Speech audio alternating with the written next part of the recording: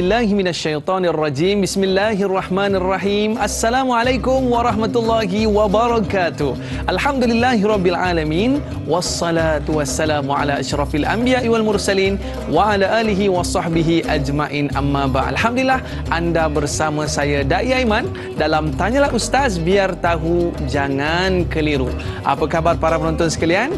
Diharapkan semua dalam keadaan sihat-sihat sejahtera, baru sudah solat subuh berjemaah, baru baca Quran, baca Yasin sama-sama dengan kita sebentar tadi. Dan Alhamdulillah pada hari ini dalam Tanyalah Ustaz kita nak membicarakan satu topik yang cukup menarik. Kita nak cerita tentang anak, tentang keluarga, iaitu dalam keluarga kita kebahagiaan yang paling utama dalam keluarga ini bila mana kita mendapat keluarga bahagia, tenang dan sakinah di atas muka bumi ini. Namun begitu, boleh jadi topik yang kita nak bicara pada hari ini sangkut di akhirat.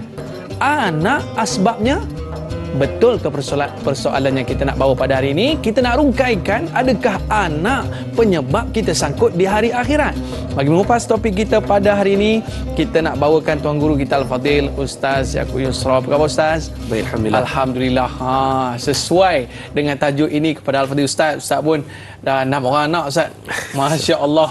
Jadi anak yang kita dapat daripada Allah SWT dikurniakan permata cahaya mata kita, menyebabkan kita ni penuh harapan kepada anak-anak ini. Tiba-tiba Ustaz, anak yang diharapkan ini harapkan pagar makan padi. Macam mana ceritanya Ustaz dalam kita nak memastikan bahawa anak ini bukan asbab untuk kita ke neraka, tetapi menjadi asbab untuk kita ke syurga? Dengan topik perbincangan kita pada hari ini, para penonton sekalian, anda sedang menyaksikan Tanyalah Ustaz, perbincangan topik sangkut di akhirat, anak asbabnya, dan anda juga boleh menonton siaran hari ini secara HD di www.tonton.com.my. Sebagai mukadimahnya Ustaz, kita nak tahu juga apa sebenarnya tanggungjawab sebagai ibu ayah kepada anak-anak di dalam keluarga ini, dan bagaimana yang disebutkan di dalam Al-Quran dan hadis baginda sallallahu alaihi wasallam. Tafadhal Ustaz. Baik, bismillahirrahmanirrahim. Assalamualaikum warahmatullahi taala wabarakatuh. Alhamdulillah nahmaduhu nasta'inuhu nastaghfiruh. Yang saya hormati sahabat saya Fadil Ustaz Dai Aiman, hormati tuan-tuan rakan-rakan penonton Tanyalah Ustaz. Mudah-mudahan Allah memberikan keberkatan berkat hari Sayyidul Ayyam, hari penghulu bagi sekalian hari ini. Insya-Allah mudah-mudahan bagi tajuk yang saya rasa kita bincangkan pada hari ini adalah untuk kita saling mengambil istifadah. Bukan bererti yang berkongsi itu lebih pandai daripada yang mendengar, tetapi hakikatnya kita saling belajar dan melengkapi apa yang kurang. Dan kehidupan sebagai ibu dan ayah ini tak pernah habis. Kita bukan hanya nak anak belajar dengan kita, tapi kita pun belajar dengan anak-anak. Daripada anak yang pertama, anak yang kedua, kita belajar macam mana nak adapt untuk kita nak menjadikan seorang ibu dan ayah yang baik walaupun penuh dengan kekurangan. Jadi malah dalam Islam itulah satu agama yang sangat menekankan kita bagaimana pendidikan kepada anak-anak. Maka sudah pastilah dengan ruang, masa, tenaga, jiwa dan raga yang kita korbankan dalam mendidik anak-anak ni, kita tak mau tiba-tiba menjadi liability ataupun hutang yang akan kita tanggung di akhirat kelak. Kalau sangkut saja tak apa lagi, takut muflis kan. Kalau sangkut ni macam kad kredit lah, sangkut tadi nak guna kan, dia tak jadikan kita teruk lagi. Tapi kalau kena sampai notis dan dibekukan akaun, tu jam balik awal kan. Maka janganlah kita membekukan akaun kita di akhirat dengan asbab daripada anak yang sepatutnya memimpin tangan untuk masuk ke dalam syurga. Jadi insya-Allah untuk topik perbincangan kita pada pagi ini sangat menarik untuk kita saling menumpang manfaat dan kebaikan. Bukan hanya pada orang yang ada anak, pada yang belum berkahwin pun saling kita mendengar nanti banyak hak-hak yang disebutkan sebelum berkahwin. Itu apa hak yang perlu kita usahakan bersama. Mudah-mudahan Allah memberikan kebaikan insya-Allah. Sebab kadang-kadang Ustaz, kalau kita lihat di kalangan mereka ni ada yang seronok untuk membilang anak Ustaz. Sedangkan setiap anak yang kita perolehi itu adalah merupakan semuanya tanggungjawab di atas bahu kita, bebanan yang akan dijawab di hari akhirat kelak. Jadi sahabat kita Ustaz di Facebook ada satu soalan menarik Ustaz daripada Muhammad Izzuddin. Apakah tanggungjawab pertama ibu bapa kepada seorang anak, sama ada lelaki ataupun anak perempuan, supaya mereka tidak tersangkut di akhirat sebab anaknya. Mohon pencerahan Ustaz. Baik, terima kasih pada saudara Muhammad Izzuddin berkaitan soalan apakah tanggungjawab pertama, ini asas foundation yang paling utama kepada ibu bapa dalam kita nak memberikan pendidikan kepada anak-anak. Di zaman Nabi SAW, ketika mana Amirul Mukminin Allahumma salli ala sayyidina Muhammad, Sayyidina Umar Al-Khattab radhiyallahu anhu sebagai pemimpin, datang seorang sahabat Nabi bertemu dengan Sayyidina Umar untuk mengkhabarkan kepada beliau tentang kederhakaan anak dia.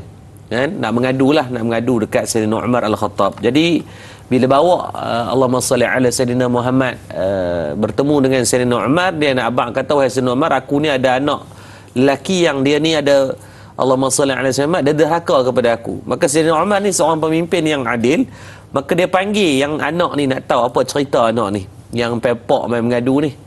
Maka dipendekkan cerita, Sayyidina Umar tanya kepada anak tadi, betulkah apa yang disebutkan oleh ayah kamu bahawasanya kamu ni anak yang derhaka, yang tidak pernah mengambil berat dan mengabaikan ayah kamu sehingga dia main mengadu.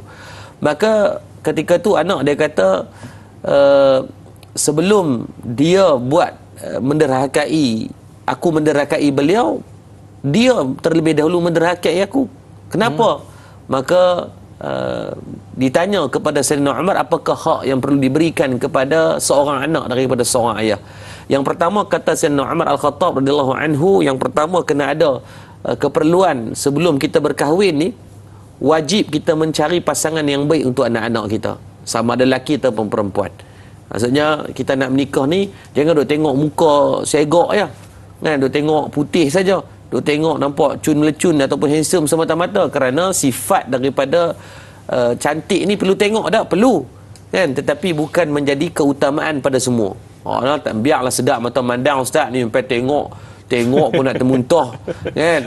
Tak malah lagu tu kan. Qurrat a'yun, nak juga menjadi sejuk kepada mata. Maka mencari pasangan yang baik itu adalah asas yang paling utama dalam hak yang perlu kita tunaikan. Jangan cari lulak-lulak, nanti dapat anak double lulak dengan perangai kita pun tak apa nak sebegah sangat ni. Yang kedua disebutkan oleh Sayyidina Umar Al-Khattab radhiyallahu anhu, yang kena hak yang perlu diberikan daripada seorang ayah dan ibu kepada anaknya adalah memberikan nama yang baik. Sebab tu jangan kita dobuh nama ikut suka dan ikut terhadap. Lah ni nama merapu-rapu kadang-kadang. Kan? Kalau kita tengok ada nama-nama yang makruh, yang haram pun ada.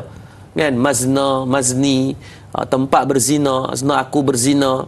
Tu nama-nama yang dari segi makna tu adalah, minta maaf kalau saya sebut nama-nama yang ada tu, maka mulai pada hari ni minta orang panggil dengan nama lain. Sebab proses nak pergi tukar nama ni panjang.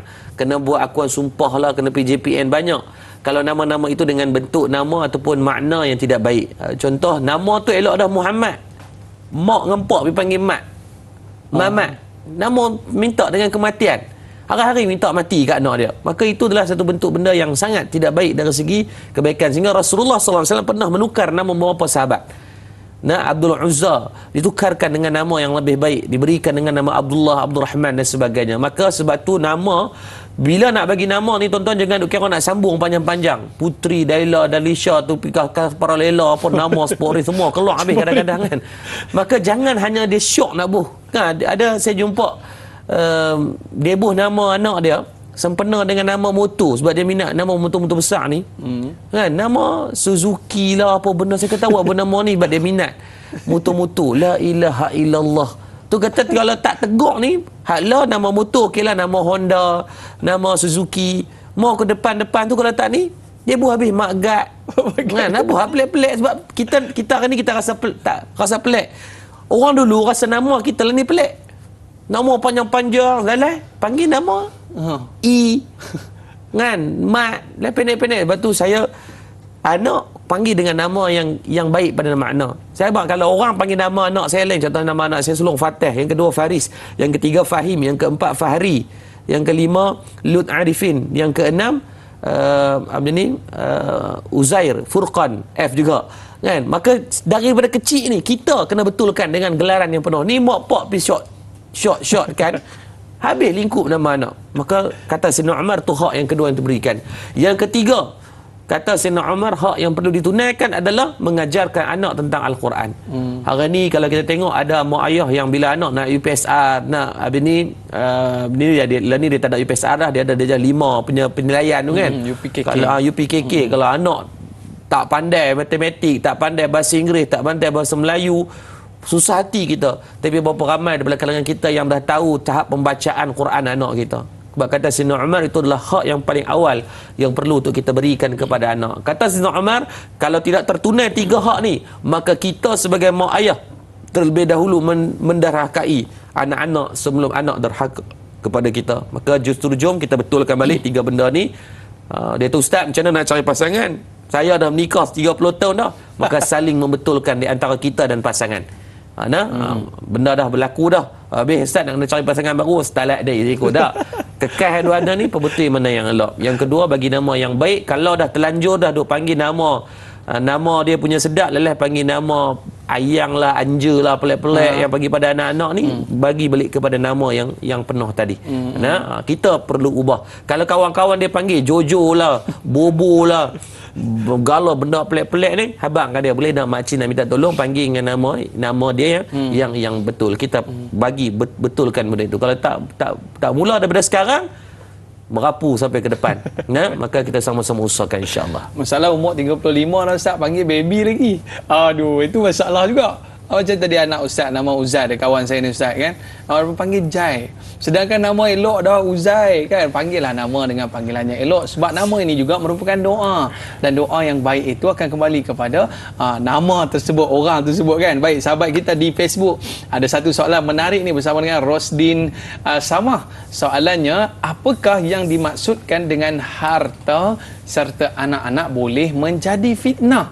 Dan yang kedua, bagaimanakah yang dikatakan Iwapa telah dikira berlepas diri daripada tanggungjawab ke atas segala kesalahan serta dosa anak-anaknya, dan terlepas dari bahana tersangkut untuk masuk syurga asbab anak-anaknya. Nombor 1 Ustaz, dia cerita anak ni merupakan harta, tapi boleh menjadi fitnah dalam kehidupan kita, Ustaz. Baik, terima kasih pada Tuan Rosdin Samah. Yang pertama, soalan berkaitan apakah dimaksudkan dengan harta dengan anak-anak. Harta ataupun anak-anak ni menjadi fitnah. Disebutkan dalam satu hadis riwayat Imam Bukhari, kata Nabi SAW, fitnatul rujul fi ahlihi malihi jarihi tukaffirha as-salah wasiyam wasadaqah. Nabi kata ada 3 benda yang menjadikan asbab banyaknya laluan-laluan dosa ni kena kepada seseorang. Yang pertama, kata Nabi SAW, ahlihi malihi jarihi. Ahlihi ni apa? Ahli keluarga.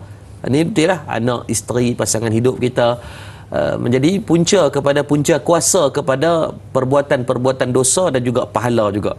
Yang kedua, malihi, ini harta benda. Maka itulah yang disebutkan tadi. Kenapa dimaksudkan? Bukan kita yang maksudkan, Allah dah bercerita dalam Al-Quran. Sempat saya buat nota pagi tadi, beberapa tempat yang Allah cerita tentang kaum-kaum terdahulu yang rosak sebab harta. Harta ni bukanlah menjadi kerosakan kepada manusia, tapi dengan asbab cara nak mendapatkan, dengan cara belanjakan itu boleh jadi rosak. Yang pertama, tuan-tuan catat, nanti balik tadabbur, masuk masa yang agak terhad. Ni saya bagi dah, ni saya dah cari dah beberapa benda. Yang pertama, tuan-tuan buka surah yang ke-28, ini surah Al-Khassas, ayat 76 sampai ayat 82. 76 surah Al-Khassas ayat sampai 82. 76 82 Allah cerita tentang Qarun. Ini memang selalu dengar dah. Qarun juga Allah cerita dalam surah Al-Ankabut ayat 38. Itu cerita pasal Qarun, Haman, Fir'aun. Itu tiga sekawan lah, 3 sekepala tu. Yang kedua, mereka ni hidup zaman Nabi Musa AS, 3 sejoli tadi. Yang kedua, tuan-tuan boleh buka dalam surah Hud, surah yang ke-11, muka surah ayat yang ke-44 hingga ayat 60. Surah Hud, surah yang ke-11, ayat 44 sampai ayat 60. Hampir 3 muka surat bercerita tentang kaum Ad.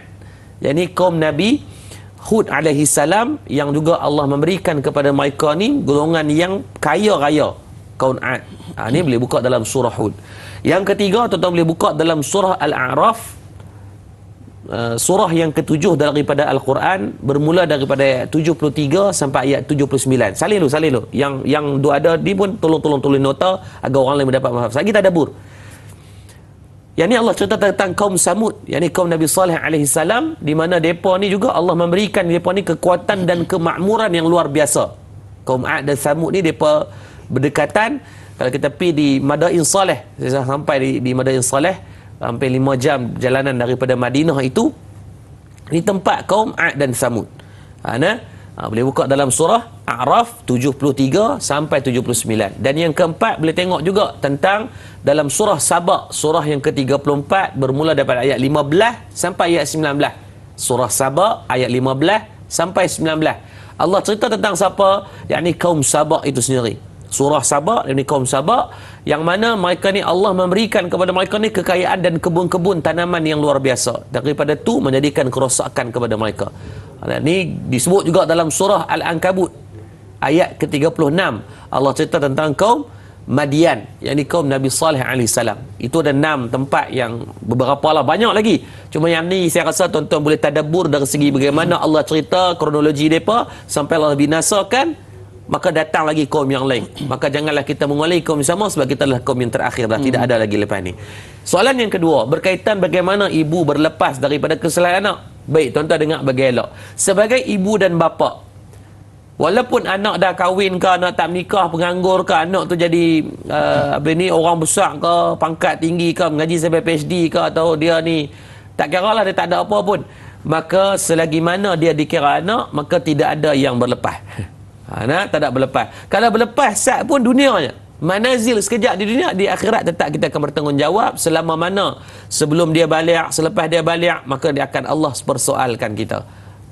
Maka sebab tu Imam Al-Ghazali sebut dalam kitab Ihya Ulumuddin, benda yang kena ada kepada seorang anak yang perlu kita isi adalah yang pertama tentang ilmu fardu ain.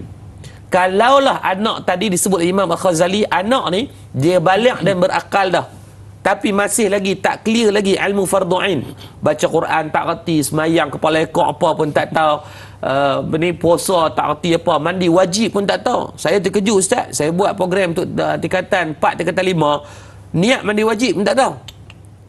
Padahal balik dah, mungkin kalau depa umur 17 tahun dah balik, kalau ikut mazhab Syafi'i 12 tahun tu dah kategori balik dah. 5 tahun dah balik, ustaz, mayang mandi wajib tak reti apa lagi. Ui, ni jam balik awal ni. Maka kalau tak selesai ilmu fardu ain, kata Imam Al-Ghazali, mak dan ayah tadi menanggung dosa setiap saat. Bayanglah saya dengan ustaz ni duk main program-program macam ni, anak kat rumah tak selesai ilmu fardu ain, saya dengan ustaz pun balik awal. Tak kira siapa dia. Maka sebab tu balik nanti ni anak bangun tidur lagi ni dah start cuti sekolah dah, maka tuan-tuan perdengarkan dia. Asas ilmu fardu ain mazhab Syafi'i ni apa? Tuan-tuan tengok dalam kitab Safinatun Najah. Tulis. Nanti cari kitab Safinatun Najah, dalam bahasa Melayu dah diterjemah dah. Asal bahasa Arab dah diterjemah dalam bahasa Jawi, lah diterjemah dalam bahasa Melayu. Betul lah ni dah sempena cuti sekolah nak main ni, ustaz. Saya pesan untuk diri saya dan semualah rakan-rakan penonton, pilah hantar anak-anak pergi camp, smart solat, betulkan Quran. Kalau tak ada camp tu, buat camp tu. InsyaAllah nanti kita akan kongsikan banyak lagi. Tuan-tuan jangan ke mana-mana. InsyaAllah stay tune. Moga Allah bagi kebaikan. Baiklah, terima kasih kepada Al-Fadhil Ustaz atas penjelasan tentang rasa balik sekarang ni, nak terus ajar anak tentang fardu ain. Takut kita setiap saat dapat dosa, takut je kita. Jangan ke mana-mana para penonton, selepas ini banyak lagi kupasan yang akan Ustaz kongsikan kepada kita. Kembali selepas ini.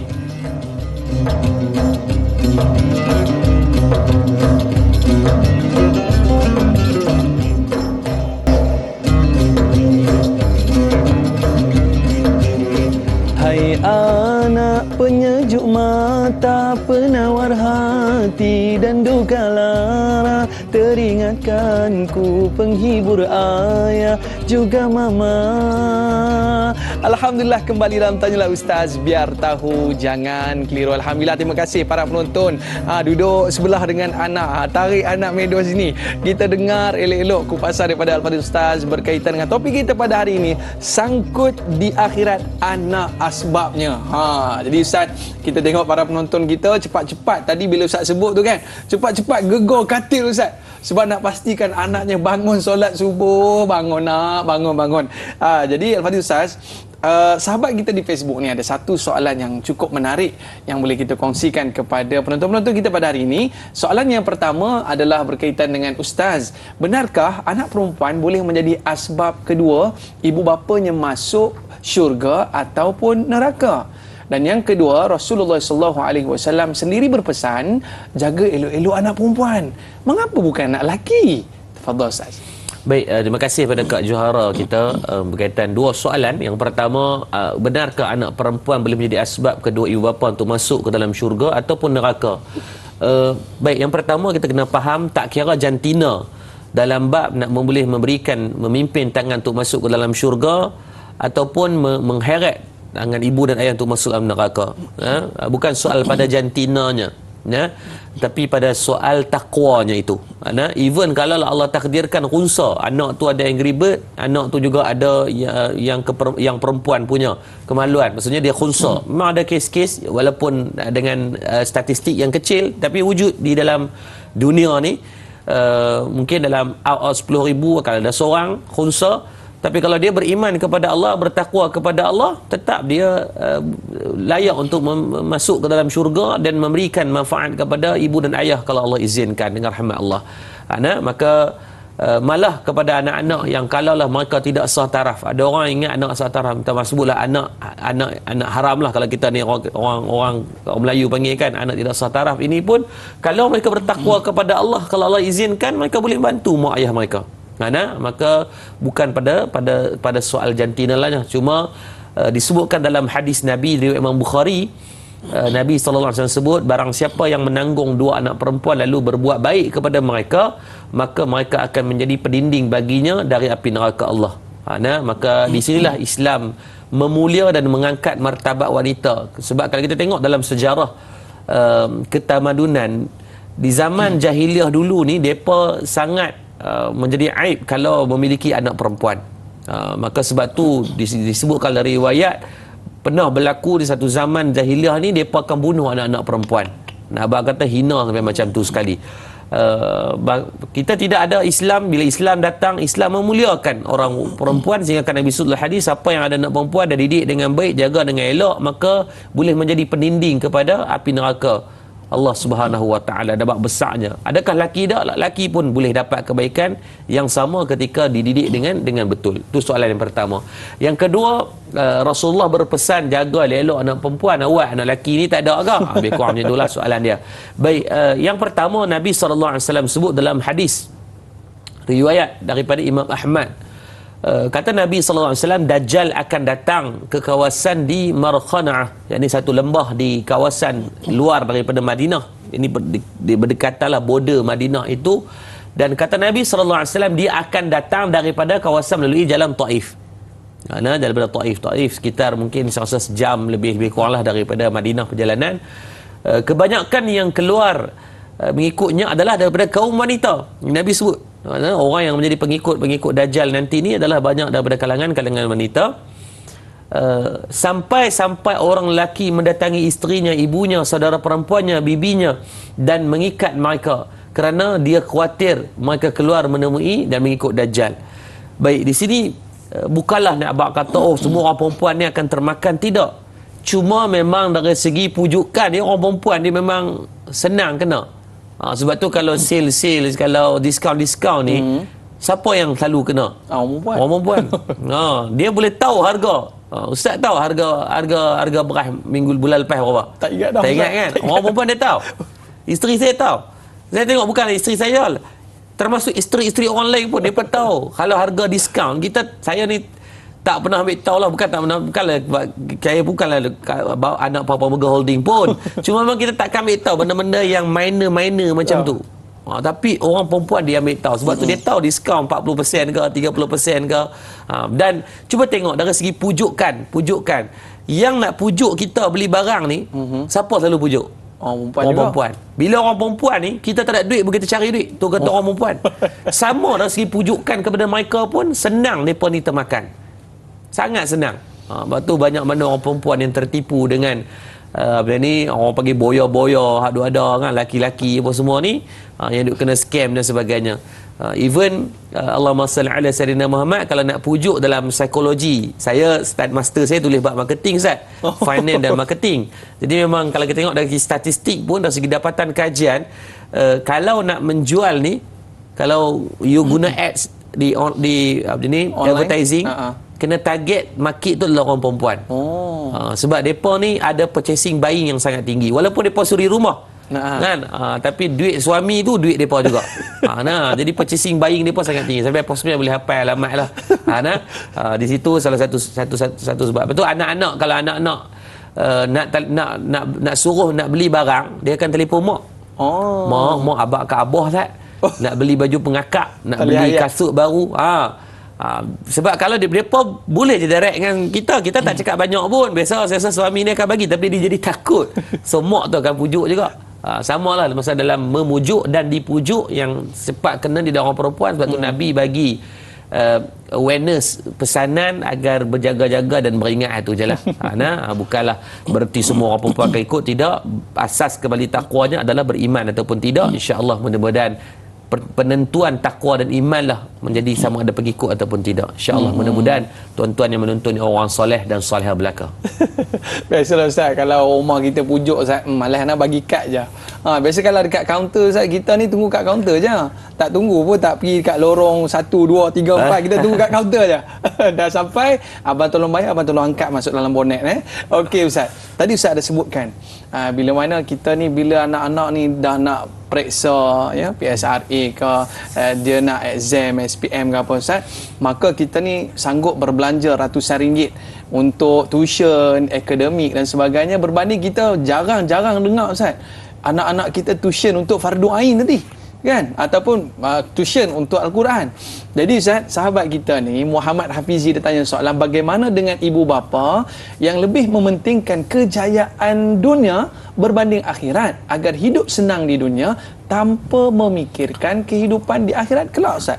Baik, terima kasih pada Hafiz, soalan yang sangat baik untuk panduan kita jugalah sebagai ayah dan juga ibu yang sedang menonton.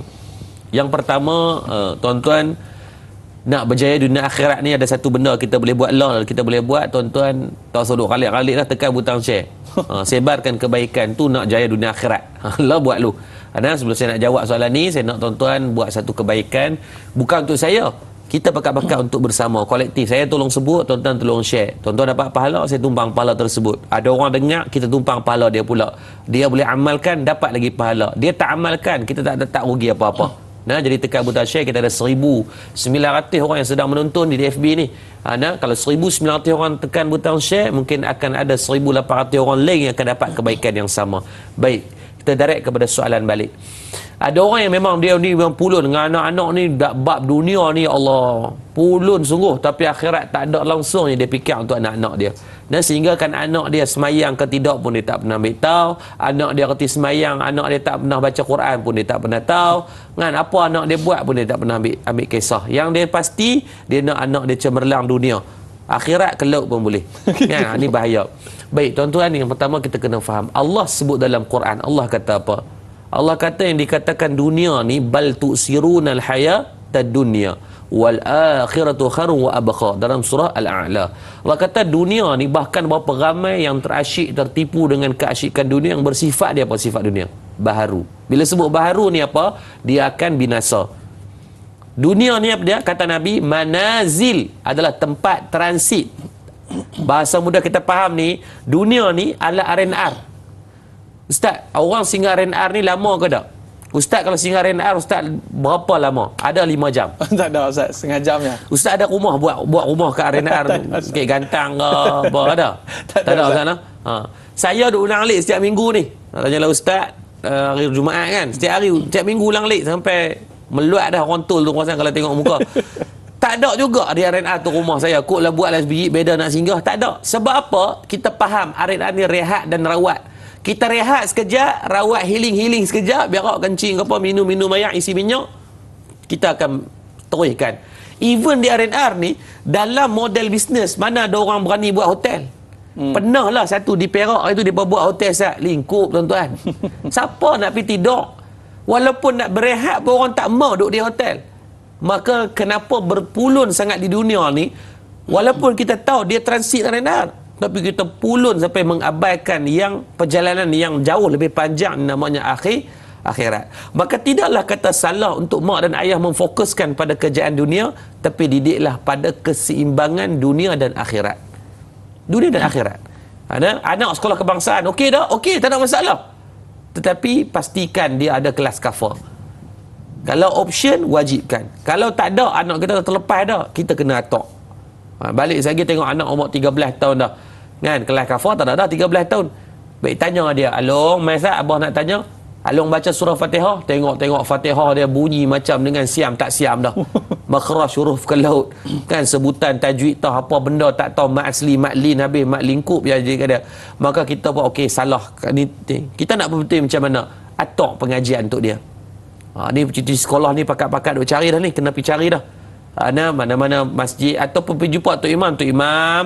Kan Tok Imam nak simpan duit banyak-banyak masjid ni, dia buat apa? Tok Imam nak masuk syurga ke abang Tok Imam? Tok Imam buatlah program untuk anak-anak karya, program bina sasya, kem solat dan sebagainya, anjurkan. Maka ni asal tanggungjawab yang kita kena buat secara kolektif. Kita nak kejayaan yang Allah sebut dalam Al-Quran, Rabbana atina fid dunya hasanah wa fil akhirati hasanatan wa qina azabannar. Kita nak kejayaan dunia dan kita mengharapkan juga kejayaan di akhirat. Maka jadilah ibu ayah yang pandai dan cerdik, yang mengimbangi di antara kejayaan anak-anak dunia, dan juga kita mendorong dan memimpin tangan dia untuk mendapat kejayaan di akhirat, mudah-mudahan insya-Allah. Tapi ada di kalangan ibu bapa kita ni yang kadang putus asa loh Ustaz. Tak larat dah, belah kata. Jadi maknanya putus asa dalam mendidik anak-anak ini adakah satu penyakit ataupun satu perkara yang perlu dielak dalam keluarga? Selepas ini kita akan bicarakan para penonton. Jangan berganjak ke mana-mana, kembali selepas ini. Tanyalah Ustaz biar tahu, jangan keliru.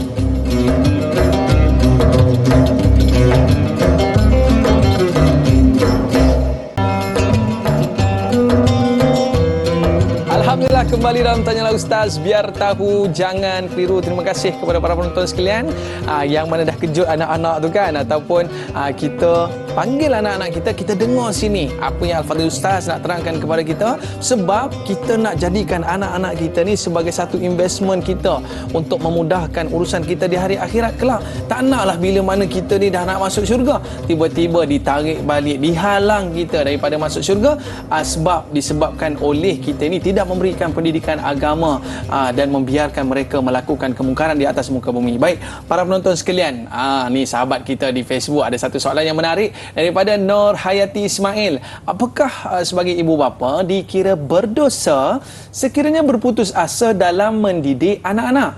Dan yang kedua, apakah pertanggungjawaban sebagai seorang ibu ayah itu berbeza? Bagaimana pula keadaan sekiranya anak-anak dijaga sepenuhnya oleh datuk dan nenek sejak lahir lagi ni? Ustaz, fadhal. Baik, terima kasih Kak Nurhayati Ismail. Ada 3 soalan di situ. Yang pertama, sebagai ibu ayah adakah dikira berdosa sekiranya berputus asa dalam mendidik anak? Baik, berputus asa ni, berputus asa kepada anak sama kita berputus asa dengan rahmat Allah. Sebab Allah tidak pernah berputus asa dengan kita. Bayangkanlah kalau Allah putus asa kita, balik awal kita.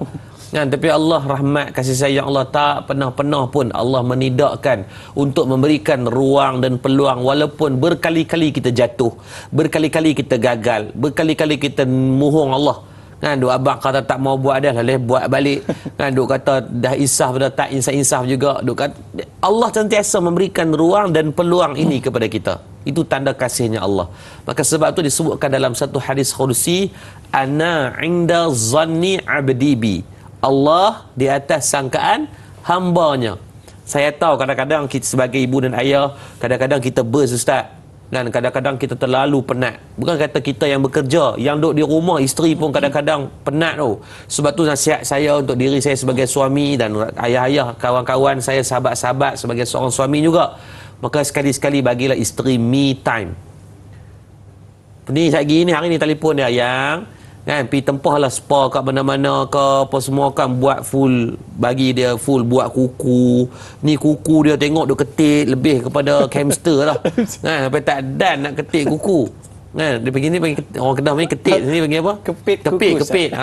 Sampai tak dan nak kepit kuku apa semua. Kita pi cari, telefon. Kan, abang ada sayang, ni abang ada surprise kat sayang. Day lah. Bukan half day, bagi full day. Jaga anak, sekali-sekali kita jagalah. Hampa kira kan, tuan-tuan stres tu, dia kadang-kadang burst. Maka tak apa. Sebab tu ingat, Allah datangkan masalah ni macam-macam. Sebab kadang-kadang kita burst. kita tak boleh nak rasa ya Allah tak boleh nak cannot go dah, rasa teruk sangat ni kan, maka ambil masa untuk kita cool down sekejap.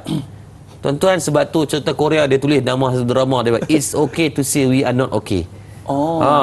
Cerita tu bagus juga tengok kan. Saya tengok saya lah. Nak abang kata apa? Bahasa Melayu dia apa?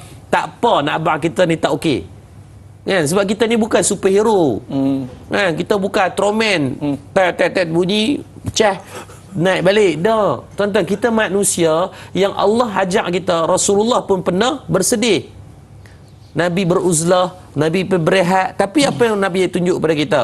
Dalam keadaan yang gundah gulana, dalam keadaan bersedih, dalam keadaan tak okey tadi, adakah Nabi give up? Nabi tak give up. Nabi come back stronger.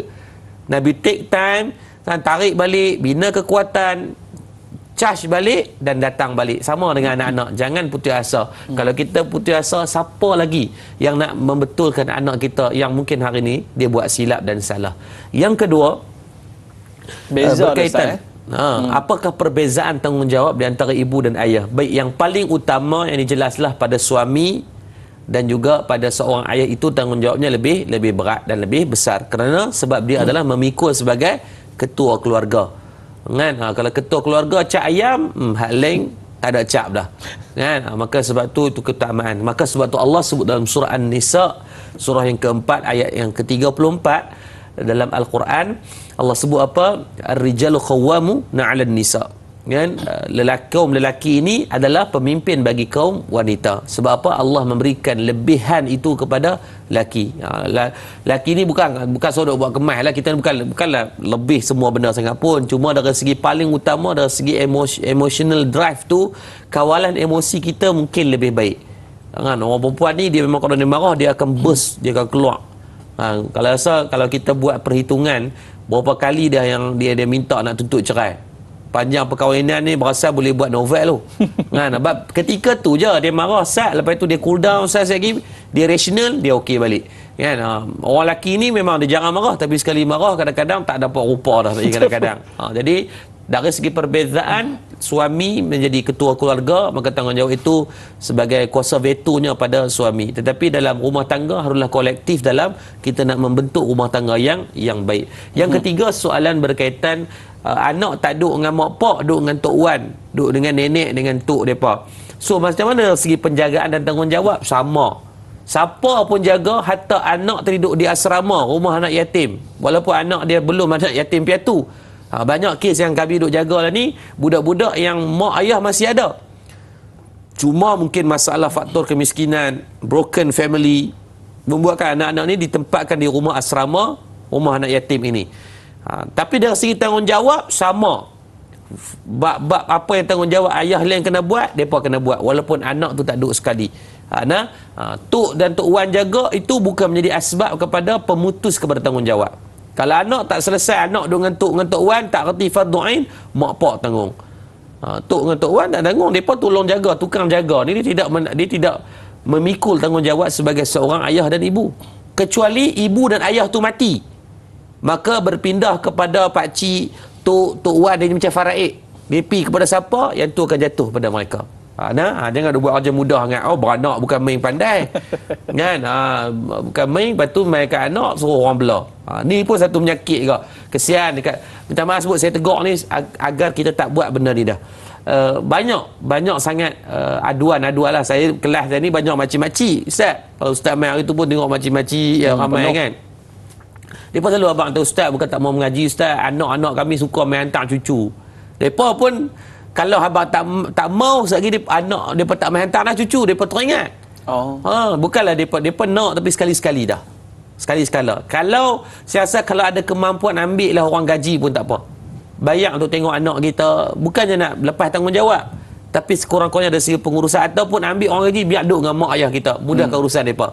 Jadi kalau kita hantar anak kita, tak ada lah menyusahkan mereka. Ni dah lah kawan dah, mak dengan ayah kita daripada zaman kita kecil, kita dah menyusahkan hidup dia dah kan. Main besar-besar tu lungguk anak-anak kita kat dia pula, suruh dia duduk jaga. Mak dengan ayah kita akan tetap jadi mak dengan ayah. Mulut ni laser tarah mana pun, anak dia akan jaga, tu cucu dia. Tapi tuan-tuan tanggungjawab kita lah, biarlah masa dia ada honeymoon sama, kan, tua-tua ni boleh pergi mengaji, kan, dia nak pergi ye kat mana-mana ke, dia nak pergi cuti, ni tak boleh pergi mana, sebab apa, cucu kat rumah. Tak percaya, mereka sangat baik mak ayah kita, kan, mereka akan tetap korbankan sampailah mereka mati, kan. Tapi janganlah kita ambil kesempatan tu. Saya pesan untuk diri saya juga, maka kalau dia duduk dengan tok ke, tok wan ke, pok menakan ke, rumah anak yatim ke, asrama penuh ke, tanggungjawab saya mak ayah tak pernah habis, maka kena selalulah ambil berat dan cakna dalam bab ni, insya-Allah. Insya-Allah. Tapi anak-anak kecil bolehlah Ustaz nak buat macam tu. Tapi masalah anak dah besar dah tua bangka dah. Adakah tanggungjawab itu Ustaz perlu diteruskan? Sahabat kita ni Ustaz, dia ada satu soalan yang cukup menarik berkaitan dengan topik kita pada hari ini, iaitu rawiyah murad. Adakah perlu seorang ibu ataupun ayah mengingatkan atau bertanya, kamu sudah solat, kepada anak-anak yang sudah dewasa serta berkahwin? Mungkin juga anak-anak tidak suka perkara ini. Adakah ibu bapa angkat akan sangkut di akhirat jika anak angkat tidak sempurna jalan kehidupannya walaupun telah diberi didikan agama? Tapi saya pun Ustaz, umur dah 30-an ni pun Ustaz, mak saya asyik tanya dah solat ke belum, kan? Itu dia. Jadi macam mana Ustaz, yang dah besar ni panjang tapi masih lagi perlukah nak bagi teguran macam tu Ustaz? Baik, terima kasih pada Dai Aiman dan juga Kak Rawiyah Murad kita untuk dua soalan. Sebenarnya soalan-soalan ni semua untuk saya jugalah sebagai seorang ayah. Kita sama-sama pakai apa betul lah pagi ni, insya-Allah. Yang pertama, soalan berkaitan perlu tak mak pak nak kena telefon anak tanya pasal sembahyang? Kalau tanya saya secara peribadi, wajib dan perlu. Saya kalau tanya saya wajib tu. Even saya sendiri pun kalau duduk jauh, tanya isteri. Isteri saya lah, bukan isteri orang lain, kan. Isteri saya pun saya call yang sayang sembahyang lagi, walaupun kita tahu dia ni tak tinggal sembahyang kan. Tapi tanya juga tak rugi pun.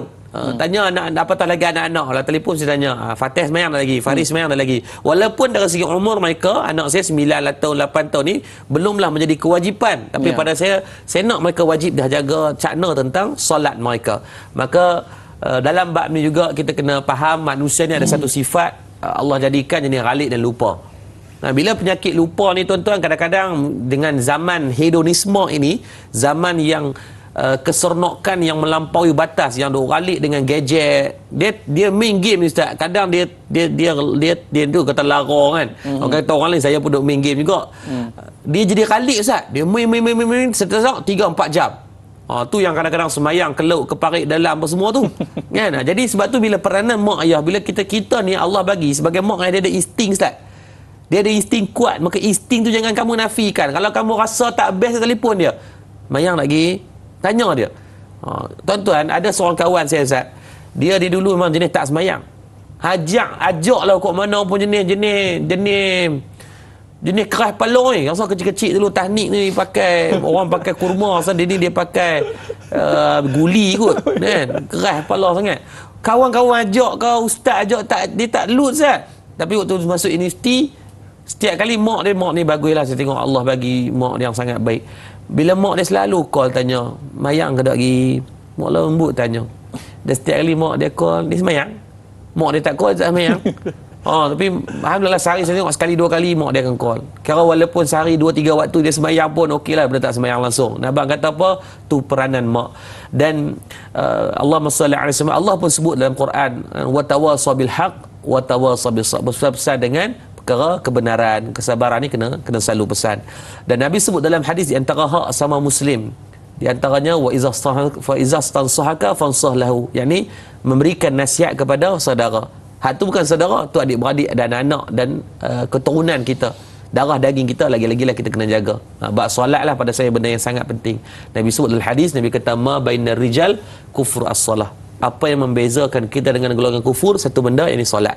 Maka pakat-pakat beringatlah dalam bab solat ni. Soalan yang kedua berkaitan, adakah ibu angkat, mak pak angkat akan sangkut ataupun nanti diheret sama untuk hari mahsyar kelak? Baik, Allah sebut dalam Quran dalam surah Ahzab ayat yang keempat, kata Allah Subhanahu wa taala, wa ma ja'ala ad'iyaakum abna'akum, sadaqallahul azim. Dan Allah tidak menjadikan anak-anak angkat kamu itu sebagai anak-anak kandung kamu. Hang belalah berangkat para mana sekalipun, selagi mana tidak, dia bukanlah keluar daripada rahim kamu, dia bukan kira anak kandung. Habis dia kata, ustaz, kalau kami susukan dia, itu hanya susu Pak Long. Anak susu walaupun hukumnya berubah dengan anak angkat. Sebab tu hukum anak angkat ni banyak kena ambil tahu. Banyak orang ambil anak angkat, dia nak jaga dah batas aurat, bab nasab akan rosak nanti. Dia kena beringat, kalau anak angkat kena declare anak angkat. Jangan duk muhung. Ni bukan cerita Cinderella. Bukan cerita drama Snow White apa semua cium jadi katak ke apa semua. Dah tak duk pelik-pelik. Abang agak dia. Along, angah, mama nak abang, abah nak abang ni, kamu anak angkat. Tapi mama sayang kamu macam anak mama. Tak ada beza. Sebab apa dia kena faham. Agar nanti dia nak kahwin, kita tak boleh jadi wali dia, Ustaz. Jadi benda-benda macam tu kita kena ambil berat lah. Dan sedikit lah.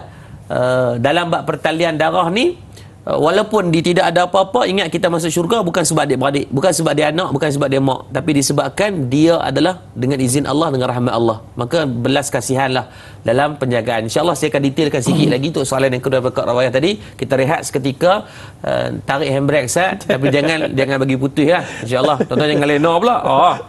Kita ambil manfaat insyaAllah. Jangan ke mana-mana. Ustaz ada anak 6 orang, tapi ada tak anak favourite di kalangan 6 orang tu? Tercita lepas ni lah kan. Sebab biasalah mesti ada. Ni biasa Kak Long ni jenis rajin sikit, dia ada favourite anak dia kan. Selepas ini para penonton, anak saya tak tengok lah begini. Kembali selepas ini, tanyalah Ustaz, biar tahu jangan keliru.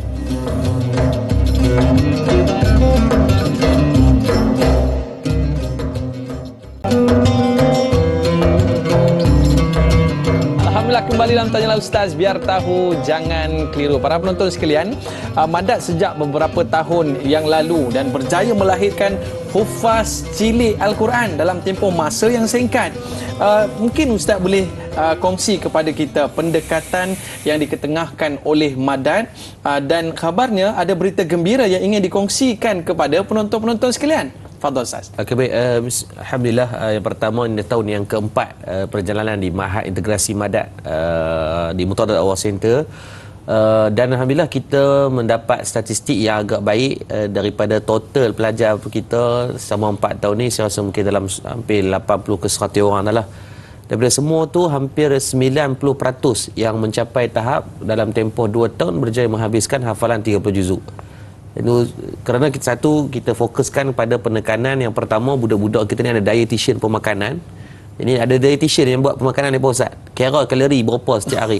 Jadi memang sangat menekan. Kalau saya hanya benarkan budak makan benda-benda yang fresh. Saya tak benarkan Ustaz. Kalau orang nak main lungguk-lungguk makanan kenduri atau habis, budak-budak saya bukan tong sampah. Saya jual mahal sikit kat situ. Minta maaf sebutlah, saya tegur kat benda ni. Orang kalau makan kenduri tak habis, pasal malam tak habis, main lungguk kat budak-budak tahfiz. Tuan-tuan, mereka hafal Quran. Mereka bukan hafal buku nota 55, buku hutang tu. Buku Quran ni benda yang paling mulia. Kenapa nak bagi makan benda yang lebih kurang, benda-benda yang nak basi macam tu? Betul, saya tak benarkan tu. Itu sebab tu dietitian pemakanan saya sangat jaga untuk budak-budak. Yang kedua, dari segi sukan pelajar, memanah, berkuda, berenang. Keluar daripada Madat, memang ini dah sukan yang mereka akan wajib mahir. Malah semua pelajar yang habis 30 juzuk, mereka ada lesen scuba. Kenapa scuba? Mereka boleh berenang. Sebab tu di Madat ada berbelah-belah ekor kuda, kita ada memanah. Bukan takat memanah, ada lebih daripada 4 orang yang mewakili kebangsaan. Walaupun dalam tempoh 4 tahun, saya rasa itu agak baiklah. Dan Alhamdulillah, minggu lepas kita baru graduate, ada lebih kurang 14 orang pelajar yang dengan UTM di Johor untuk kelas saham bersama dengan Asri Ahmad Academy. Jadi bayangkan, habis tahfiz ada lesen boleh trade saham yang dapat endorsement daripada pihak UTM. Dia bukan hak Cak Ayam lah. Salah saya mungkin Cak Ayam, tapi Alhamdulillah pelajar ni kita fokus kepada mereka ini untuk pembangunan yang baik. Jadi apa yang kita nak maklumkan, berita baik tadi adalah insya-Allah untuk ni tahun ni lah kali pertama Ustaz kita buka kepada orang ramai. Kita buka sebelum ni sebab queue dah terlalu ramai. So tahun ni pihak tahfiz kita bagilah ramai yang duk tanya sangat. Kita buka untuk pada 18 dan 19 hari bulan ni adalah temu duga secara terbuka. Boleh bawa anak tuan-tuan yang berumur 15-16 tahun untuk datang untuk temu duga 15-16-17 tahun. Sesi akademik pengajian 100% percuma. Ada dietitian pemakanan, anak tuan-tuan insya-Allah memanah buku dan berenang, lesen scuba semua ditanggung, termasuk dengan pensijilan profesional daripada UTM untuk kelas saham. Malah modal untuk terik saham pun akan diberikan walaupun pengajian percuma. Jadi cuma syarat dia simple je. Bukan mak ayah yang nak anak hafal Quran, anak tu sendiri nak hafal Quran. Melalui interview tu dia akan seminggu secara online nanti, dan juga dia akan datang secara offline. Nanti kita akan buat saringan lah. Jadi kita tak kisah kalau budak tu mungkin kurang dari segi pembacaan, tapi attitude okey dan dia memang ada keinginan, insyaAllah dia akan kita ambil. Jadi itu serba sedikit lah tuan-tuan untuk Mahat Integrasi Madat kita. Kalau kita tengok, Madat ni memainkan peranan penting untuk melahirkan generasi-generasi yang bukan setakat menghafal Quran, tetapi melahirkan golongan-golongan yang profesional, Ustaz. Tapi kita dapat lihat bahawa penambahbaikan tahfiz masih diperlukan. Jadi bagaimana para penonton kita ini dapat turut sama berganding bahu bersama dengan Al-Fadhil Ustaz untuk membantu membangunkan Madat ini sendiri, Ustaz? Baik, yang pertama saya maklumkan untuk awal tahun hari itu saja kita mendapat permohonan melebihi 6,000 permohonan daripada lapisan umur lah, 6,000 menengung kita, dan duka cita yang kita mampu ambil 15 orang saja tahun ni 2023 lah, 15 orang saja sebab kuota terhad. Saya tak fokus, saya bukan perniagaan tahfiz. Saya bukan buka sekolah untuk nak ambil yuran budak banyak-banyak, cah lebih. Saya tak kata benda tu salah. Kalau benda itu ada result yang baik, alhamdulillah teruskan, dan malah dalam agama pun tidak menghalang untuk kita nak charge untuk pengajian. Cuma pada saya nak fokus kepada kualiti budak. Betul 15 orang kita ambil, kita jaga dia pun sungguh betul-betul. Dan alhamdulillah dalam tempoh tersebut budak-budak ni selesailah 30 juzuk. Tahun depan kalau siap bangunan yang tuan-tuan tengok dalam gambar tu, kita kalau siap bangunan tu sekarang dah hampir 40-50%, kita jangka bulan 3 akan siap. Kita boleh ambil dalam 120 orang lagi. Maksudnya dalam beribu permohonan, at least kita ada 120 kuota yang kita boleh ambil. Orang rasa sedap lah duduk sikit siap, tidak rasa napas pun tak lepas tu. Sebab kesian kat orang ramai. Jadi yang paling penting adalah asrama. Minggu lepas alhamdulillah kita maklumkan ada lebih kurang 60-70 ribu claim yang masuk tu, kita dapat banyak dah. Jadi minggu ni setakat saya nak main 2 hari yang lepas, dimaklumkan, kalau tengok dalam gambar tu depa dah nak pasang, nak bubuh simen untuk lantai tingkat 3. Tingkat 2 dah masuk tingkat 3 dah. Jadi tuan-tuan lebih kurang lah claim saya rasa hampir 40-50 ribu juga. Kalau kata 50 ribu lah kita kata termasuk besi apa semua, mungkin dari 70 ribu. Kalau 70 ribu ni tak terlalu banyak kalau kita buat secara kolektif. Yang sedang menonton kita di Facebook, di FB saja ada lebih kurang 2,400-300 orang. Kalau bagi seorang 100 dapat 220 ribu dah. 220 ribu dah tahan untuk 2 minggu untuk pembayaran. Sebab pengambilan budak 120 orang ni berjaya dengan sebab kalau kita boleh push dalam tempoh 3 bulan ni. Saya yakin timeline-nya cukup, dengan syarat duit cukup. Duit tak cukup, meninggal balik awal saya. Jadi lepas tu saya kata kena kolektif lah. Dalam bab ni saya pun tak mampu seorang. Saya bukan anak Papa Mega Holding. Saya bantu untuk dengan cara macam ni lah. Jadi saya mengharapkan jadi kita buat sama-sama. Tuan-tuan untuk pagi ni tuan-tuan tengok di madatcenter.com. Dan yang kedua untuk pagi ni ada satu buku khas yang saya tulis khas untuk tajuk, memang tajuk 2 minggu lah. Minggu lepas berkaitan anak-anak dan mak ayah juga. Tajuk buku berkaitan pesanan Luqman Al-Hakim, buku ibu ni lah. Jadi sangat banyak nasihat berkaitan mana cara pendidikan Nabi pada anak-anak pada sebilangan umur, daripada umur baby nak buat macam mana, budak tu umur 6 tahun nak buat macam mana, 8 tahun, ni cara yang Nabi ajar. Dan yang kedua juga ada berkaitan nasihat-nasihat Luqman Hakim dalam surah Luqman yang kita simpulkan dalam ni agar mudah untuk kita baca. Dan yang ketiga kita akan tengok cerita macam mana cara nak memantau gadget pada anak-anak. Saya yakin semua berhadapan dengan masalah yang sama. Jadi sebab tu kita buat buku ni agar nak bantu penyelesaian tu secara kolektif bersama ni. Ya, pening Ustaz anak-anak dengan telefon ni. Betul. Kalau boleh nak tokok telefon depa kan. Jadi kita pun macam mana nak urus. Jadi tu kita buat macam mana cara nak kawal mereka dengan gadget. Malah dalam tu ada satu buku yang kita tulis khas berkaitan kawalan gadget pada anak-anak. Macam telefon kita ni, kita boleh kontrol telefon anak-anak. Ada tulis khas dah. Jadi tuan-tuan, bukanlah saya nak letakkan satu angka-angka kena 1,000 ke 100. Cuma kita letakkan disiplin. Kadang-kadang duit bukan duit kita Ustaz, tapi duit sebab daripada kita tolong share, kita tolong bantu. Jadi saya harapkan kita pakat-pakat buatlah pagi ni nah. 70 ribu tu kita buat sama-sama pagi ni. Kalau berani kita buat insya-Allah. Masya-Allah. Kita usaha pagi ni 120 orang dapat masuk. insya-Allah dengan usaha kita bersama. Saya doakan yang menyumbang Allah bagi kebaikan dunia dan akhirat insya-Allah. Amin ya rabbal alamin. Terima kasih Al-Fadhil Ustaz. Kita dah tamat dah di TV3 dan kita nak sambung lagi 30 minit di TV9. Para penonton, jangan ke mana-mana, kembali selepas ini Tanyalah Ustaz, biar tahu jangan keliru.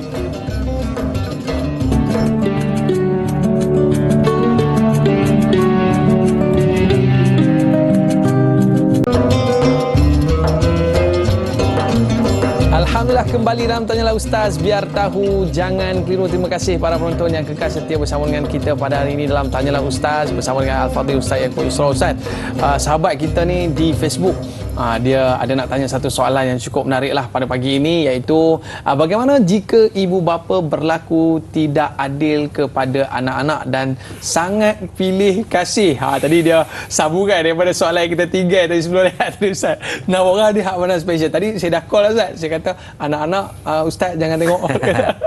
Sila Ustaz. Baik, dalam bab pilih kasih ni kita sebagai manusia untuk nak meletakkan kesamarataan itu adalah satu benda yang sangat susah. And even sebagai mak ayah pun saya rasa kita kena selalu muhasabah juga. Sebab dia biasanya anak sulung ni dia adalah anak pertama yang buatkan kita kenal dunia keibuapaan. Kan, maka sentimental value dia lain sikit. Sebab tu anak nombor 2 dia akan ada sindrom anak nombor 2. Sebab dia nak berebut kasih sayang dengan abang dia ataupun kakak dia. Dia nakkan attention yang sama, tapi kita dah tak ada perasaan yang macam yang pertama dulu sangat. Ini normal. Sebab tu dia tulis ada buku psikologi berkaitan sindrom anak nombor 2. Second child children ni dia akan ada problem dia sebab memang itulah tangga yang selalu tertib yang selalu berlaku. Cuma dalam bab ni saya mengajak pada tuan-tuan dan diri saya sendiri sebagai seorang ibu dan ayah, ada beberapa benda disebutkan dalam hadis Nabi sebagai peringatan dan benchmark kepada kita. Yang pertama, sebagai ibu dan ayah, kita perlu bertanggungjawab dalam keadilan, kasih sayang dan juga perbuatan kita kepada anak-anak. Nabi sebut dalam hadis riwayat Imam Bukhari dan Muslim, kata Nabi SAW, takutlah kepada Allah dan berlakunya hari kiamat. Dan kata Nabi SAW, dan berlaku adillah terhadap anak-anakmu. Sebab Nabi tahu dalam bab ni mesti akan ada kecoh juga nanti. Dia akan ada ni jadi 51%, ini 49%. Macam mana kita nak berbezaan 1-2% ni? Tak ada perbezaan yang kita nak mampu kita letakkan. Kalau anak kata abah semua ada lebih ke dia, kita kata dah, abah sayang sama aja. Kita takkan perasan kesalahan yang kita buat. Sebab tu kena communicate dengan anak. Kalau ada kekurangan minta maaf je terus, tak ada masalah. Kita memang buat silap pun. Yang kedua, Nabi ajak kita keadilan dalam bab memberikan hadiah ataupun wasiat ataupun apa-apa. Nabi sebut dalam satu hadis ketika mana datangnya Nu'man bin Bashir radhiyallahu anhu bertemu dengan Nabi sallallahu alaihi wasallam. Nu'man bin Bashir kata, ketika tu aku melihat bapa aku, ayah Nu'man bin Bashir ni jumpa dengan Rasulullah. Ayah Nu'man bin Bashir kata, wahai Rasulullah, aku memberikan hadiah kepada si fulan bin si fulan, ni anak aku Nu'man. Lepas tu Nabi tanya kepada ayah Nu'man bin Bashir, adakah kamu bagi kepada anak-anak lain sama? Maka dia kata tidak. Maka Nabi tanya kepada ayah Nu'man bin Bashir, adakah kamu nak nanti anak kamu mereka pilih untuk sayang kamu ataupun tidak? Diam ayah Nu'man bin Bashir ketika tu. Dia kata, aku tak mau benda tu berlaku. Maka kata Nabi SAW, kalau kamu nak macam tu, maka haruslah kamu berlaku adil kepada anak kamu dalam bab memberikan hadiah. Dan dalam bab ni hati-hati, kadang-kadang kita terbeli kepada anak ni, hak tak beli. Lepas tu prinsip saya senang, kalau bawa anak-anak, contoh macam minggu lepas saya nak pergi beli slipper, seorang anak nak beli kasut. Saya tanya dekat mak dia, tu kata pemegang kuasa veto kita lah, menteri kewangan. Saya tanya, sayang nak beli tak kepada anak? Dia kata tak apalah beli, sebab dia dah semakin besar, kaki dia besar, kasut dia dah kecil dah. Maka semua kena beli. Macam ada abang, mula-mula abang yang selalu kata tak maulah, tak apalah, bagi adik-adik dah ada. Fatih kena beli juga. Sebab kita nak biar dia nampak agar kesamarataan itu semua dapat. Hak kecil tu pun dapat, padahal hak kecil tu hari tu dia bagi hilang slipper, terpaksa beli lain kat dia. Tapi abang-abang faham sebab yang dia kecil, dimaaf syarak, maka kena fahamkan dia. Yang ketiga, diajarkan kita sebab apa kena berlaku adil kepada, sebab dia akan memberikan kesan psikologi yang sangat mendalam kepada anak daripada setiap perbuatan kita lakukan hari ini. Betul ya Ustaz? Hari tu bulan Ramadan Ustaz, ada seorang ayah ni dihantar ke Madat selama sebulan. Anak-anak tak mau belah dia. Tapi saya alhamdulillah bagi izin saya dapat berkomunikasi dengan anak dia. Saya kata benda ni harus dicabut. Puzzle ni jangan diteruskan. Dia kata Ustaz, ayah kami dulu dia buat lebih kurang, dia tak sayang kami sangat. So hari ni kami nak dia sayang, yang dia sayang tu suruhlah kawan tu jaga. So it's like a revenge Ustaz, nak balas dendam. Jadi nak balas dengan cara halus sebab dia dendam. Jadi sebab tu hati-hati sebab anak belajar psikologi efek, psychology damage itu. Dia tengok, oh abang aku dapat gerek basikal, aku tak dapat. Maka benda tu dia akan bercakap, beli baju ke, bagi duit belanja ke. So anything happen in family tu, dia orang akan analyse. Jadi sebab tu Nabi ajak hati-hati, maka sebab dia akan bagi kesan psikologi yang berpanjangan. Yang keempat, setiap daripada benda yang kita buat ni, wa'mal masyita fa innaka majzun bi, kita akan bertanggungjawab di atasnya. Tidak ada satu pun yang lepas daripada perbendaharaan Allah Subhanahu wa taala. Maka justru saling kita berusahalah. Saya yakin saya pun sebagai seorang ibu dan ayah yang sedang berusaha sebaik mungkin untuk jadi ayah yang baik, walaupun dalam serba kekurangan. InsyaAllah kita sama-sama usahakan, jangan nak buat lolak. Kita usaha biar anak jadi juruh molek, sebabkan kita berlaku adil dan mereka akan berlaku adil untuk memberikan kasih sayang yang sama kepada kita nanti saat kita dah semakin menua. Tapi Ustaz, 6 orang senang Ustaz, sebab 6 orang ni dia boleh beli borong tu. Beli sekali 6 kan. Baik Ustaz, tapi setengah ibu bapa zaman sekarang ni Ustaz, dia semua nak betul, semua nak perfect. Jadi sahabat kita ni Jai ni, satu soalan yang menarik ni Ustaz. Seseorang yang terlalu menginginkan kesempurnaan, perfeksionis, ditakdirkan melahirkan anak kurang upaya, namun dia tidak redha kerana malu mempunyai anak yang cacat. Mereka ambil keputusan serahkan anak kepada pasangan lain untuk dijaga. Adakah ibu bapa begini seolah menolak tuah dan tidak bersyukur dengan ketentuan Allah Subhanahu Wa Taala? Baik, terima kasih pada Abang Jajai. Lambang jadi Tio. Ni mesti passion ciwi tu baru menang Piala Malaysia kan. Tahniah alhamdulillah. Orang sama-sama terima kasih pada Abang Jajai, itu soalan yang sangat baik berkaitan anak OKU. Baik, yang pertama tuan-tuan, anak-anak OKU ni adalah orang kelainan upaya. Bahasa mudah, keupayaan mereka tidak sesempurna keupayaan daripada orang-orang yang mempunyai akal yang baik, fizikal yang baik. Secara asasnya mereka ni adalah ahli syurga insya-Allah. Apatah lagi autism, yang ada masalah pembelajaran, yang ada disleksia, macam-macam lah penyakit-penyakit yang Allah datangkan kepada budak-budak ni. Maka bila sebut mereka ni sebagai ahli syurga, kerana mereka tidak tertaklif hukum macam kita. Orang yang tertaklif dengan hukum ni apa Ustaz? Orang yang cukup akal, ulul ahlam wa nuha, bali' berakal dan sebagainya. Depa Islam, depa mungkin cukup umur tapi dia tak berakal. Contoh macam orang autism ni tuan-tuan, tak boleh treat dia sama macam orang lain. Contoh macam kes yang berlaku adik Zain Ryan kan. Tuan-tuan tak boleh nak marah kepada mak ayah family dia, sebab tuan-tuan try jaga anak-anak autism. Memang Allah bagi ujian yang dan memang bila depa bebas Ustaz. Saya Allah bagi alhamdulillah pengalaman, adik saya seorang, adik ipar saya seorang, memang seorang ni dia autism. Jadi saya dibesarkan dalam keluarga yang bila masuk dalam keluarga mertua saya tu ada adik autism yang kita tahu dia nak mengamuk, kalau dia liga orang dengan pisau. Bukan dia agresif macam tu. Mak mentua, pak mentua saya tak pernah pun saya tengok pukul ataupun kasang. Tapi sebabkan fitrah dia macam tu Ustaz. Dia karang gila, dia bebas, dia baling telefon, laptop dia pegang, dia kahwin.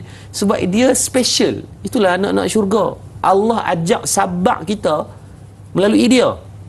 Tapi alhamdulillah hari ni Ustaz, dia dah umur 20 lebih Ustaz, dia tak pernah tinggal sembahyang jemaah. Masya Allah. Walaupun dia dalam seminggu, sebulan sekali confirm dia akan jadi tarik, dia akan bangun semayang. Kayuh basikal lah kali, tangan kaki dia tak sempurna, tapi kadang-kadang malu kita dengan mereka ni.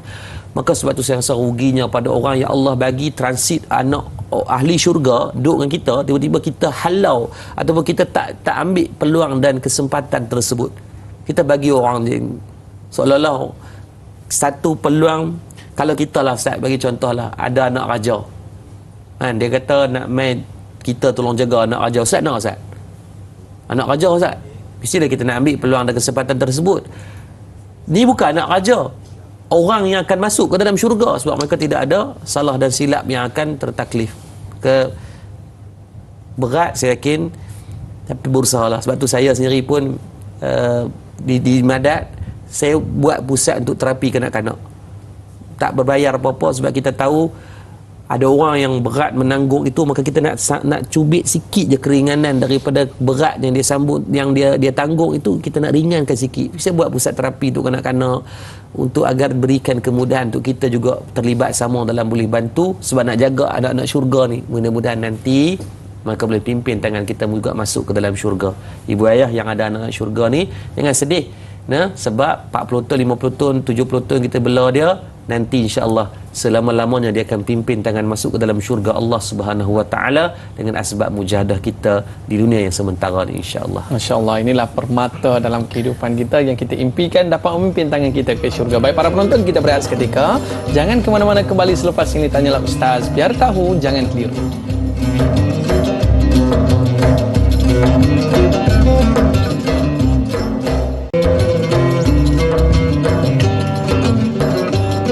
Alhamdulillah, kembali dalam Tanyalah Ustaz, biar tahu jangan keliru. Terima kasih para penonton yang kekal setia bersama kita dalam Tanyalah Ustaz, yang mana membicarakan berkaitan dengan isu anak ni Ustaz. Kita tak naklah anak ini menjadi beban ataupun penghalang kita di hari akhirat nanti untuk masuk ke dalam syurga Allah SWT, tetapi nak menjadikan anak-anak ini sebagai satu jambatan untuk kita ke syurga Allah SWT. Baik Ustaz, tadi kita cerita tentang anak-anak yang OKU. Dan sekarang ini sahabat kita nak tanya satu soalan yang sedikit berlainan, iaitu daripada Intan Zurina Abdul Razak. Ustaz, deraan mental dan emosi yang membuat dan diwarisi. Generasi pertama sering mengatakan kepada anak-anak mereka pembawa malang. Penderaan emosi dan mental itu diwarisi dalam setiap generasi, sehingga tiada doa-doa yang baik buat setiap lapisan generasi ibu bapa daripada anak-anak untuk kesejahteraan di akhirat. Macam mana Ustaz, ada penderaan emosi dan juga mental Ustaz? Baik, yang pertama, terima kasih kepada Kak Intan untuk soalan yang sangat baik di sisi penghujung kita ni, masya-Allah. Yang pertama, penderaan emosi dan juga penderaan mental ni memang benda yang tidak akan ada titik kesudahannya kalau tidak ada orang yang menghentikan. Ustaz, dia macam puzzle from A to B, B to C, C to D. The moment we keep going meneruskan, maka dia akan terus, penderaan dia kena dera, dia akan buat penderaan. Orang yang kena dera pula akan terus sanad dia ni, panggil sanad bersalsal ni Ustaz. Kan, sanad yang bersambung. Maka we need someone to pull out, untuk tarik puzzle tu agar dia berhenti. Sebab bila tak ada tangga untuk naik, maka dia akan automatik berhenti. Dia sama macam buli. Sebenarnya penderaan ni buli ni Ustaz. Buli yang kita tidak sedar. Kan, seorang ayah pukul anak. Saya Ustaz ni baru-baru ni lah kita jumpa satu kes buli di mana anak ni di sekolah ni dia mengamuk Ustaz. Dia mengamuk, dia tumbuk pintu, dia tumbuk orang, dia baling barang kalau dia mengamuk. Baru umur 4-5 tahun. So apa yang berlaku adalah sampai cikgu pun pening tak tahu nak buat apa. Dia pula ada autoriti. Bila dia pukul pintu, budak-budak jadi takut kat dia. 4-5 tahun budak akan jadi, dia akan monopoli dan dia pegang autoriti macam Hitler dalam kelas. So apa berlaku adalah bila berlaku masalah, guru panggil ayah dia mai jumpa. Bila tengok ayah, memang ayah jadi depan habaran. Datang tu marah maki, baru kita tahu itulah punca masalah dia. Bila ayah yang macam tu, maka anak akan dapat masalah yang sama. Ayah dia apa? Saya cukup susu hati. Tu nak abang kata susu hati tu pun marah. Ini bukan makan tebuan ni, perasan dia tertelan ratu tebuan, dia cengeng sangat. Garang tak relax sangat ni kan. Maka kita tahu punca masalah bukan pada anak. Sebab anak duk tengok mak dengan ayah. Dan tak, bila tanya dengan cikgu kata, Ustaz tahu tak, anak ni kalau duk mai hari-hari selalu duk cerita, duk tengok mak ayah dia bergaduh. Bila kata bergaduh ni bukan ayah pukul mak pun pukul ayah. Mak pun pukul ayah. Dua ekor 3 line kot kan. Gangster tak kena tempat ni. Bergaduh depan anak-anak. So apa berlaku adalah anak berani tak pukul mak ayah dia? Takkan berani. Dia pukul siapa? Di sekolah dia. Jadi dia pukul budak-budak yang dia rasa dia boleh makan, dan dia rasa dia mampu untuk kontrol. Maka dia suka kontrol sebab dia tengok mak ayah dia buat benda yang sama. Bukan sebab tu penderaan emosi ni perlu dirawat. Yang pertama, dapatkan kalau tuan-tuan macam saya pun ada, kita bantu untuk jaga, ada kawan-kawan kita ada rumah-rumah yang penderaan bukan dekat emosi yang kena rogol, ada beramai yang kita tolong jaga. Memang mereka ni perlu rawatan yang sangat mendalam. Even ada satu budak perempuan ni, dia kena rogol pada umur 8 tahun. Kemudian bapak dia mati. Alhamdulillah lah mati bapak dia tu. Saya kata Alhamdulillah sebab jahat sangat. Bila mati, mak dia kahwin baru. Kahwin dengan bapak tiri sambung rogol daripada umur 8 sampai umur 10 tahun. Mana umur 11 tahun tu dah 2 tahun, 4 tahun lah, 4-5 tahun dia kena rogol. Kita ambil melalui JKM dan kita jaga dia. Tapi waktu kita mula ambil dia Ustaz, dia memang ada trauma. Trauma dia adalah dia panggil dia tak boleh tengok mata orang. Sebab dia no trust. Sebab dia dianiaya, dirogol oleh orang yang paling dipercayai adalah ayah dia. Yang kedua, ayah tiri dia. So membuatkan saya rasa sampailah saya jumpa dia last Ramadan baru ni, nampak dah getting better. Dia dah umur 14 tahun, masa dah 3 tahun dalam rawatan, tapi still masih ada trauma tersebut. Bukan mudah lah. Jadi saya rasa benda-benda macam ni tak perlu kita put a time to blaming time. Ni nak generasi pertama salahkan generasi yang atas salahkan ni lalas sampai ke kiamat lah, kita takkan jumpa. Nah, maka siapa yang perlu berhentikan? Kita ni yang bercakap ni dan tuan-tuan yang mendengar. Whatever happen, we have to stop the mursalsal punya sanad ini. Kerana kalau tidak, maka dia akan berterusan dan lebih banyak generasi yang akan disakiti dan menyakiti. Dia bukan hanya disakiti, dia juga akan menyakiti. Sebab the cycle is going to come and round. Dia pusing-pusing kat situ je. Sampai bila? Sampai Abang Jamil Abang Jamil kasar sikit lagi kan, maka kena berhentilah, insya-Allah. Mudah-mudahan Allah bagi kebaikan. Baik Ustaz, tadi dia sebut pasal doa tadi Ustaz, sahabat kita Syahiralia Muhammad, apakah doa yang boleh kita amalkan untuk mendapat anak yang soleh solehah menjadi penyejuk kita di akhirat, supaya apabila ditinggalkan nanti mereka bukannya asbab kita sangkut di akhirat. Dan yang kedua, ibu bapa yang gagal dalam tanggungjawab mendidik anak, namun anak mereka berjaya dalam ilmu akhiratnya, adakah akan tetap dipersoalkan di hadapan Allah Subhanahu Wa Taala nanti Ustaz? Baik, bila sebut tentang doa dalam Quran ni, saya rasa ada banyak doa kan, doa-doa yang disebutkan. Saya sendiri pun dapat buat dalam buku nota. Tuan-tuan boleh buka dalam surah Ibrahim ayat 40 kan, Rabbi ja'alni muqimas salah kan, minta pada Allah agar anak-anak kita ni orang yang menunaikan solat kan. Boleh buka dalam surah Ahqaf ayat 15 pun doa tentang minta anak yang diberikan rezeki yang baik. Buka surah Baqarah ayat 128, Rabbana waja'alna muslimaini, ila akhir ayat tu, ayat 128 surah Baqarah pun minta anak taat pada Allah, anak-anak soleh. Ataupun doa saya rasa banyak, Rabbana atina fid hasanah tu pun doa minta kebaikan pada anak, minta kebaikan di akhirat. Atau doa yang pendek-pendek pun boleh. Tuan-tuan buka dalam surah As-Saffat ayat 100, surah As-Saffat ayat 100, kisah tentang doa Nabi Ibrahim AS. Doa ni saya rasa saya sebelum kahwin Ustaz saya doa ni. Setiap kali semayang, nak makan, nak minum, kalau saya baca doa makan, Allahumma barik lana fi ma razaqtana wa qina azna rabbana hab lana minas salihin, itu doa Nabi Ibrahim. Saya akan baca setiap kali nak makan. Sebab saya tahu makan banyak. Makan banyak. So setiap kali nak makan, daripada zaman saya belum menikah sampailah, saya rasa dah berbelah-belah tahun lah. Saya menikah pun dah 12 tahun. So sekarang adalah saya rasa sejak mungkin dah 15-16 tahun lah beramai dengan doa ni, alhamdulillah. Rabbi habli minas salihin, Rabbi habli minas salihin. Sebab pendek, hak tu kita modal pun kan. Cuba amalkan doa ni. Ibu-ibu, kakak-kakak yang sedang menonton, nak amal doa ni tak wajib waktu semayang. Mana-mana waktu selitkan. Macam saya selepas azan, kalau nak baca doa lepas azan tu kan, selitkan kan, habis doa azan selitkan, sebab tu waktu afdal. Lepas ambil wudu, selitkan Rabbi habli minas salihin. Tak sampai 3 saat tu buat kedekut tidur masin sangat. Amalkan dalam kehidupan. Nak masak nasi, nak goreng mi, nak bancuh ayak, sambil duk kacau ayak tu, Rabbi habli minas salihin. Jangan duk nyanyi lagu pelik-pelik, duk nyanyi lagu terpulanglah, mau jadi apa, mau jadi hantu, mau jadi buaya. Anak jadi macam buaya panggil nanti kan, jadi macam bewok panggil. Maka amalkan doa ni, Rabbi habli minas salihin, ya Allah kurniakan kepadaku daripada kalangan anak soleh. Surah As-Saffat ayat 100, pendek ya amat. Boleh ingat dah, Rabbi habli minas salihin. Banyak doa tadi saya sebut dalam surah Ahqaf, surah Ibrahim, surah Al-Baqarah 126 tadi, banyak sangat. Tapi ambil doa yang kita boleh beramai. Bagi banyak-banyak pun muhur, bukan nak apa sangat pun kita kan. Jadi ambil yang pendek-pendek, tak apa, yang penting kita konsisten dan terus beramal. Dan jangan putus asa. Paling command, paling cak ayam kan, baca ya Latif, ya Maha Pelembut, lembutkan hati anak aku ya Allah. kan? Minta Allah bagi kelembutan hati daripada kerasnya dia daripada menerima teguran. Dan yang kedua, ibu bapa yang gagal dalam tanggungjawab mendidik anak, namun anak mereka berjaya dalam ilmu akhirat, adakah akan tetap dipersoalkan oleh Allah? Baik tuan-tuan, soal berjaya ataupun gagal, Allah sebut dah dalam Quran. Dalam surah Allah kata apa?